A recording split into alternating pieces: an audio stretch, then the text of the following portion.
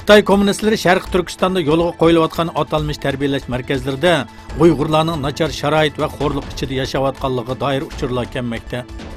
2017-yili 12-oyda Urumchida lagerga qamalgan 37 yoshli Yasin Qurbon qo'yib berilib 2 kundan keyin doktorxonaga elib berilgan va fojialik bir shaklda nafasdan qiynalib o'lib ketgan.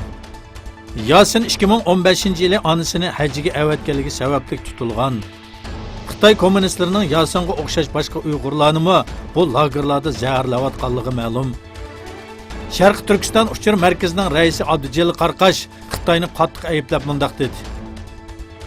Hech bir gunohi bo'lmagan qarindoshlarimizni zindonga qamab, vahshiylik bilan xo'rlayotgan Xitoy kommunistlariga hech kimning norozilik bildirmasligi bir insonlik tragediyasidir.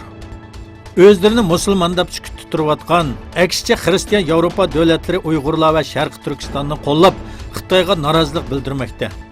Manfaatni deb Xitoy kommunistlariga sukut qilganlarni tarix kechirmaydi.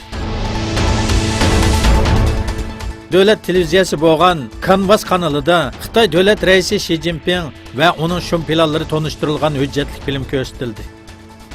12-dekabr qo'yilgan filmda Xitoyning Amerika bilan bo'lgan savdo urushi, Afrika va Yevropani istilo qilish planlari va dunyoga hukmronlik qilish qora niyati bilan bir qatorda Xi Jinpingning o'ziga dushman bo'lgan har qanday kishini turli bahonalar bilan turmaga qamab o'ltirdiganligi tonishtirildi.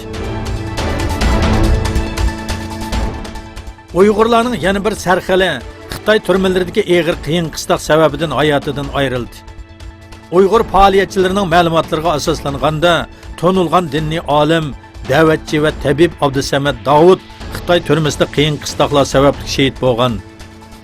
Olimning bu yil 2-oyda qazo qilganligi ma'lum. Xitoy doiralarining Uyg'ur olimlarni xo'rlash uchun Checheni tushirib o'tish usulini qo'llanayotganligi oshkorlandi.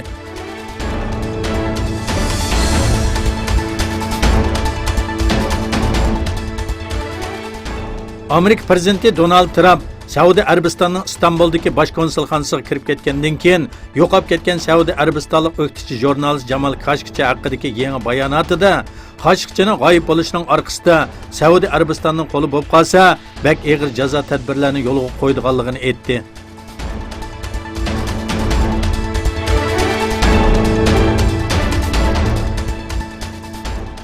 Amerikaning Afg'oniston alayida elchisi Zalmay Khalilzadning Taliban vakillari bilan qatorda uchirish ib bag'aligi oshkorlandi.